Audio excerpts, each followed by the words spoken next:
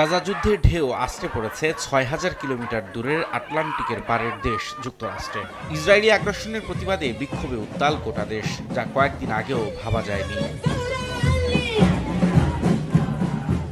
গাজায় যুদ্ধবন্ধের দাবিতে শিক্ষার্থীদের শান্তিপূর্ণ আন্দোলনে চলছে নজিরবিহীন দমনপীড়ন। মানবতার বুলি আওড়ানো দেশটিতে শিক্ষার্থীদের অহিংস এই আন্দোলনে পুলিশের মারমুখী আচরণে বিশ্বজুড়ে শুরু হয়েছে নিন্দার ঝড়। এরপরও স্থানীয় সময় বুধবার দেশটির উইসকনসিন বিশ্ববিদ্যালয়ে শিক্ষার্থীদের ছত্রভঙ্গ করতে লাঠিচার্জ করে পুলিশ। এক পর্যায়ে আন্দোলনকারীদের তাঁবু গুঁড়িয়ে দেওয়ার পাশাপাশি চালানো হয় ধরপাকড়, আটক করা হয় বেশ কয়েকজনকে।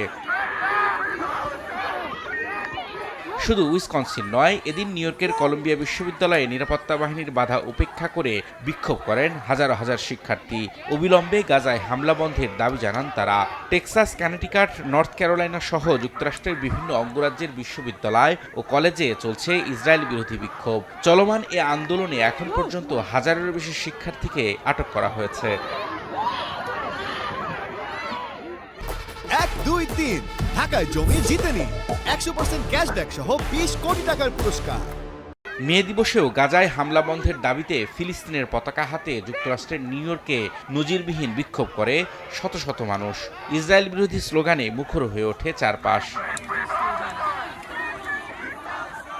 শিক্ষার্থীদের চলমান এ আন্দোলনকে ইহুদি বিদ্বেষী মনোভাব আখ্যা দিয়ে যেকোনো মূল্যে তা প্রতিহতের ঘোষণা দিয়েছে হোয়াইট হাউস। একই সঙ্গে আগামী সপ্তাহে ক্যাপিটল হিলে দেয়া বক্তব্যে প্রেসিডেন্ট জো বাইডেন আন্দোলনের নিন্দা জানাবেন বলে জানায় হোয়াইট হাউস।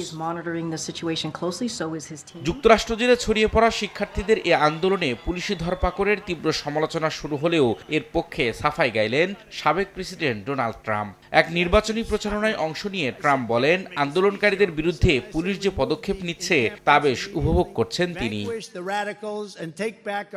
রবিউল ইসলাম আওলাদ, সময় সংবাদ।